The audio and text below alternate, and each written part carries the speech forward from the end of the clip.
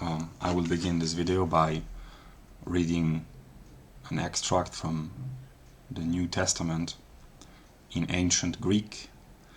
En arche en o logos, kai o logos en proston theon, kai theos en o logos. In the beginning was the Logos, and the Logos was with God, and God was the Logos. And the science of logic by Hegel is the Logos, but it is a logic which contains its own negation within itself. So there is not the Logos on the one side and the non-Logos on the other, because the irrationality is a moment of the development of the Logos, the logic of God. Yeah.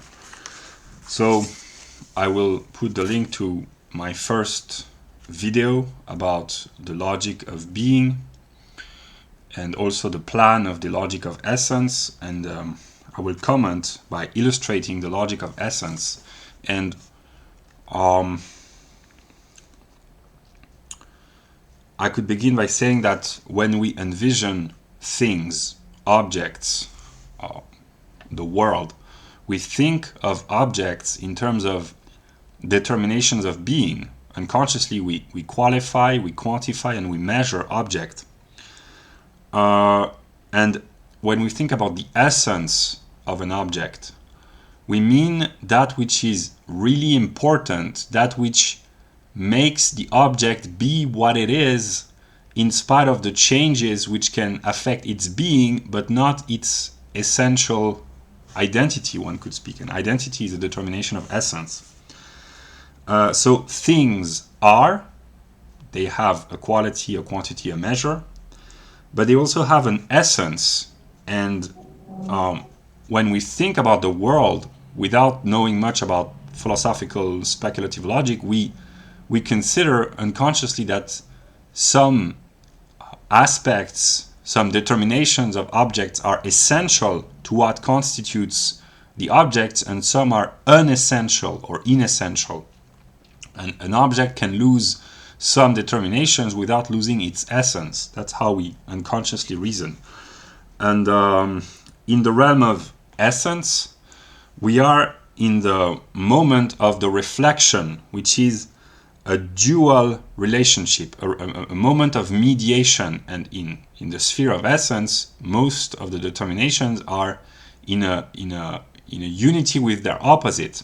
And to reflect in ordinary consciousness, when we say reflect about something, it means to negate the immediate presence of a situation. Reflect upon a problem means to elevate oneself through the activity of thought above the immediate presence of a given situation, and to transform it by the thinking activity. And to reflect the light is to set a mirror which throws back the light, and to look at one's reflection means to look at oneself in the mirror. So there's this idea of a dualistic approach, a dual relationship.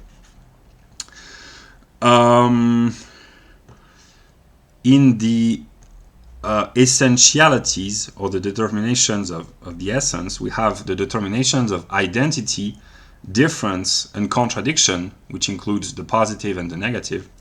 And to illustrate, in the modern political sphere in the Western world, we constantly talk about identity and difference. And the difference between der Verstand, which is the ordinary rationalist mode of thinking, and die Vernunft, which is speculative reason, in their way of apprehending and comprehending identity and difference, is that for the understanding, identity is just identity, and it is different from difference. But Hegel shows in the logic of essence that, like in every other realm of logic, that these determinations cannot be thought about or thought of in isolation. And to illustrate by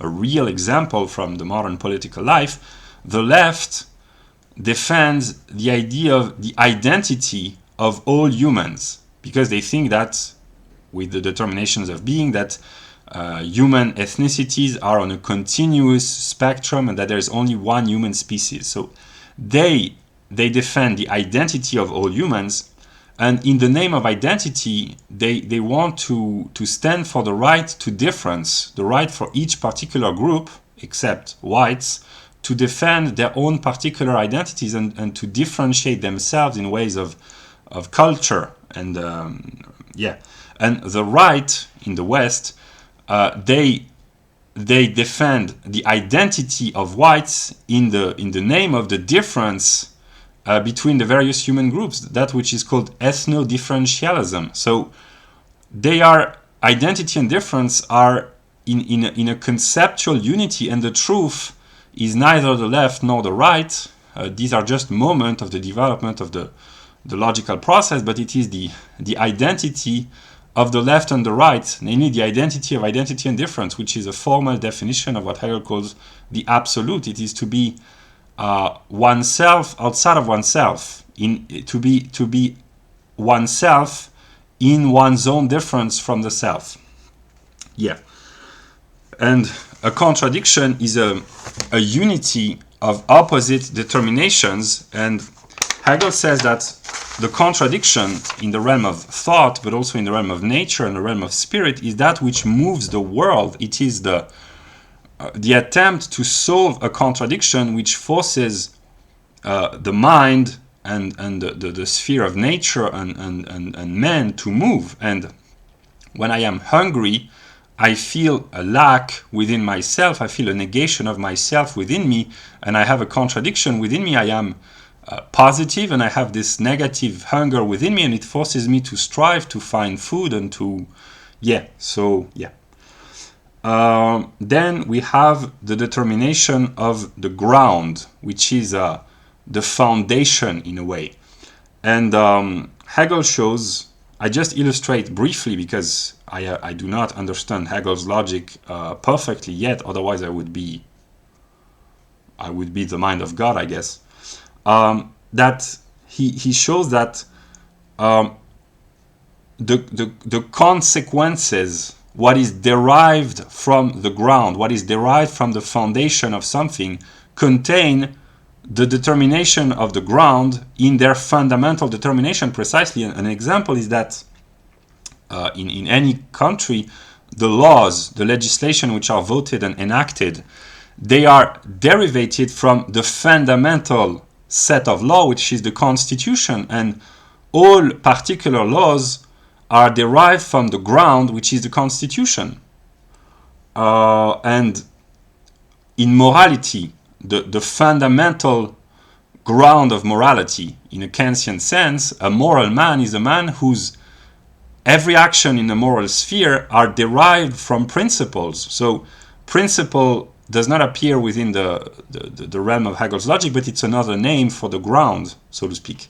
And in mathematics, in Euclid's, for instance, the properties of the theorems and the properties of the geometrical figure are derived from the axioms which are postulated and which are set at the beginning of the demonstration. Is just the logical unfolding of what is virtually contained in the ground. And then there's the determination of the condition. And I will take an example from the modern Western life. In order for a man to have a sexual relationship with a woman, many conditions must be met. First, he has to have a penis. That's the first condition, but that's not enough. He has to be heterosexual. He has to be in desire of the woman. He has to be either rich or powerful or handsome or seducing or charismatic.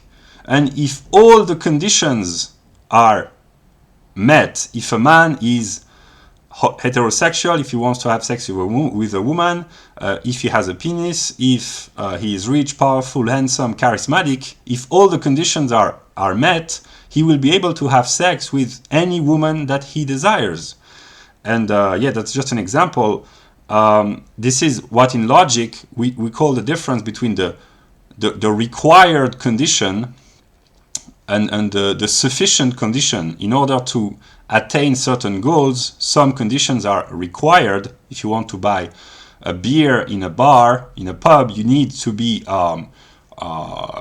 18 in some countries. That's a required condition that's demanded, but it's not sufficient, because if you are 18, if you are allowed to buy beer in a pub, but if you don't have the money, you cannot buy the beer. So you have to have at least two conditions: to be 18 years old and to have enough money and to wish to drink a beer. Otherwise, so it's a fundamental, without making a play on word, it's a fundamental determination that we constantly use in our everyday life. And Hegel he shows the genesis of this fundamental determination of thought that we use constantly in our everyday life. And another illustration of the condition, Frege, the logician of the 19th century, said that nature obeyed hypothetical judgments, that the laws of nature were judgment of the form if, then, if such and such conditions of the temperature or the pressure of the atmosphere are met, then such and such phenomena like rain or thunder or sunrise will occur. So he was a formal logician, very distant from Hegel in the content of the logic, but he admitted that the laws of nature are judgments of hypothetical value. If such phenomena is present, then such other phenomena will follow. Yeah. Then the determinations of concrete existence, that's a strange way of translating, because that should be existence and not concrete existence, and Dasein should be Dasein and not existence. But yeah, it's complicated. Here we have the determinations of a thing and its properties. That's a very old metaphysical question. What is a thing? If I have a book before me, it has a shape, a texture, a color, a weight, a taste, if I try to eat the book.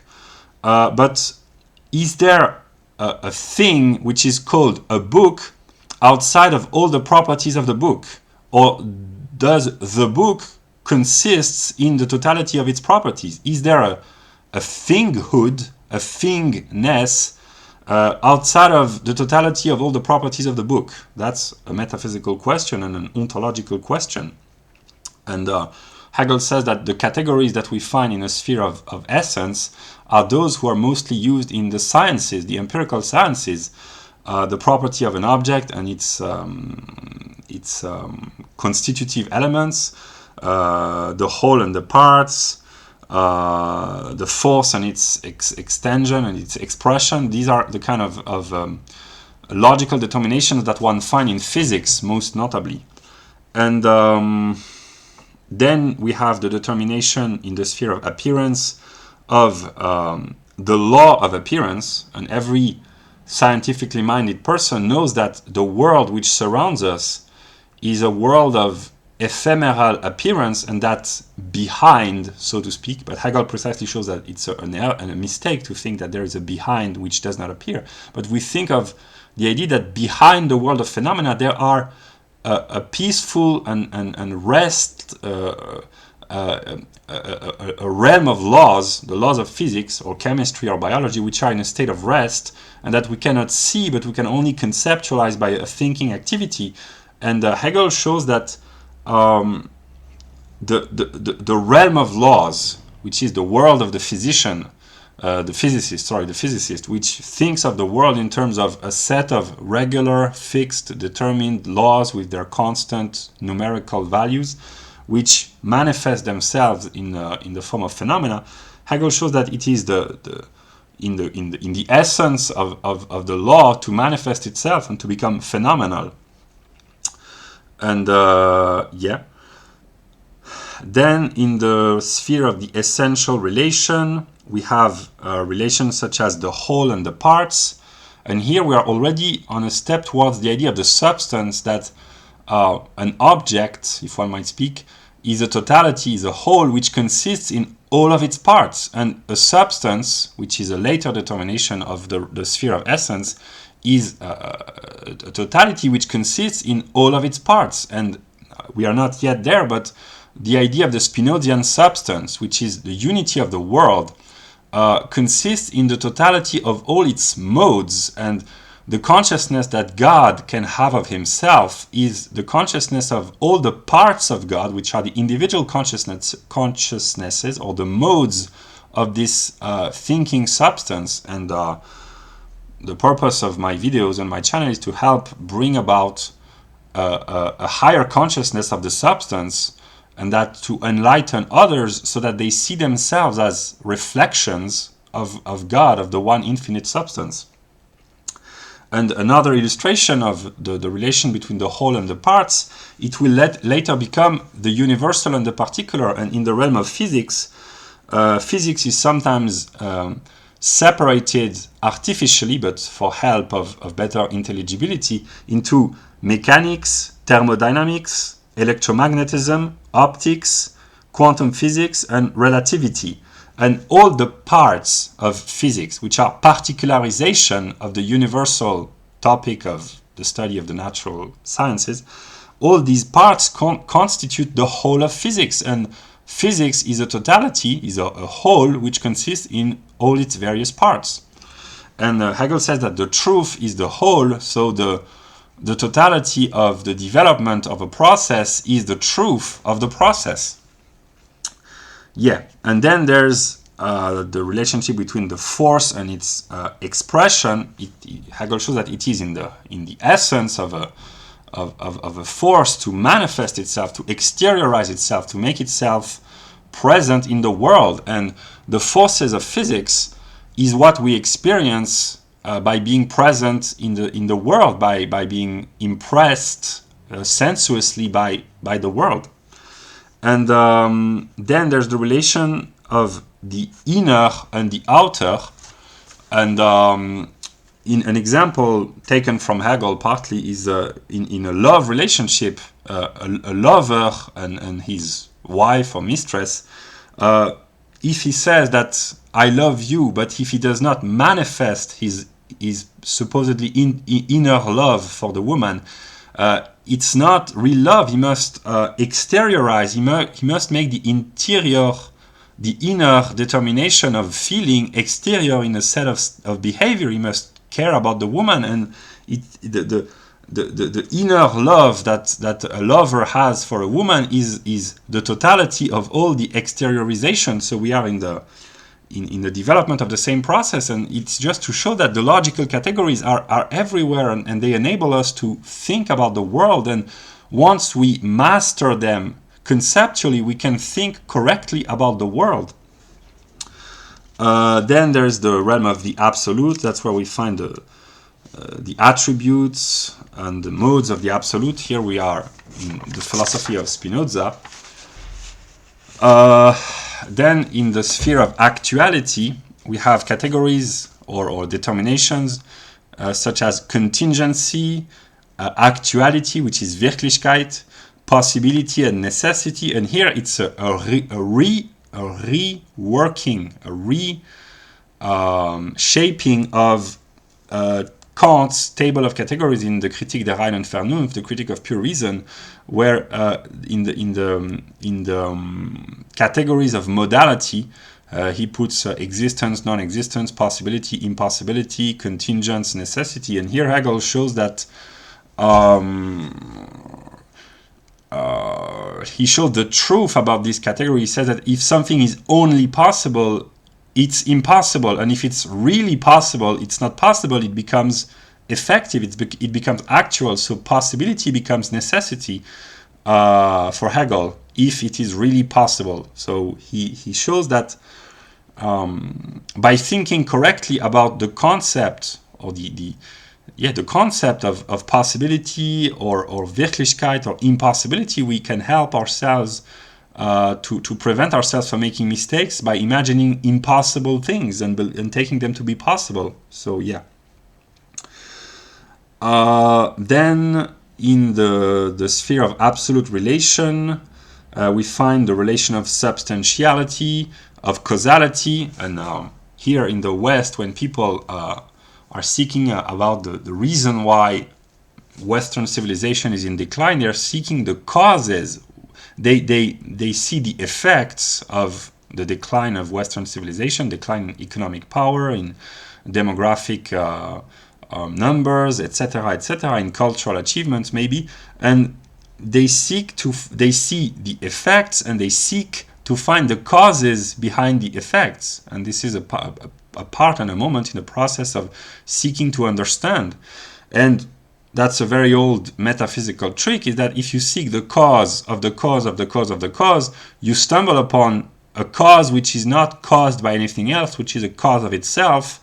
This is what Spinoza calls causa sui, which is the definition of God. God is the self-created, the self-caused. He has no external agent forcing him or it to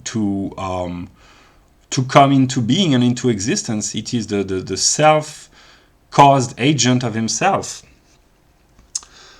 And then I will take an example from Western Europe and the process of consciousness in the West to illustrate the Wechselwirkung, the reciprocity of action as it is translated. The current death of Europe, the suicide of the West, brings about a reaction, a will to preserve the West and Europe, and what is the cause of the disappearance of Europe is also the cause of the re-emergence of Europe in a spiritual level. So here the cause and the effect are mixed together, and that's not very clear because it's very complex, but there's this idea that what causes Europe to vanish is also that which causes Europe to be reborn by an intellectual process, because Europeans who seek to understand why their civilization and their people is threatened go on an intellectual path which eventually will make them discover Hegel, and Hegel is the thinker of the Wechselwirkung and the negation, which brings about the assertion of self through a positive act. So that's quite complex, but I will stop there for the logic of the essence. But this is the most difficult part of Hegel's logic, because these are really complex categories, but I do not understand the logic of essence because it's so complex, but I just want to show that thinking about logic is necessary, if I might make an essential joke, but it enables us to have a clearer understanding of ourselves and of the world and of God, and it is liberating to think correctly. And one last thing, the realm of essence is the realm of the mirror, and the world is the mirror of God, and cultural Hegelianism is kind of the mirror of cultural Marxism, but includes cultural Marxism within its own development. But the left is the mirror of the right. The libertarians are the mirror of the Marxists, and so on and so forth. And the identity politics of some groups are the mirror reflection of the identity politics of other groups, and and this can only be properly understood by studying thoroughly Hegel's logic of essence, and the principle, I would say, the motive force which brings about the unfolding and the development of the logical categories is the same which brought about the development in the sphere of being. So Hegel's logic is this self-moving, self-organizing, self-unfolding process, and I will stop there for the logic of essence, and I will make I will put a link to a song by Jessie J, and I will make a third video of commentary about the logic of the concept in order to see the broad picture and to see the importance of Hegel's logic. And yeah.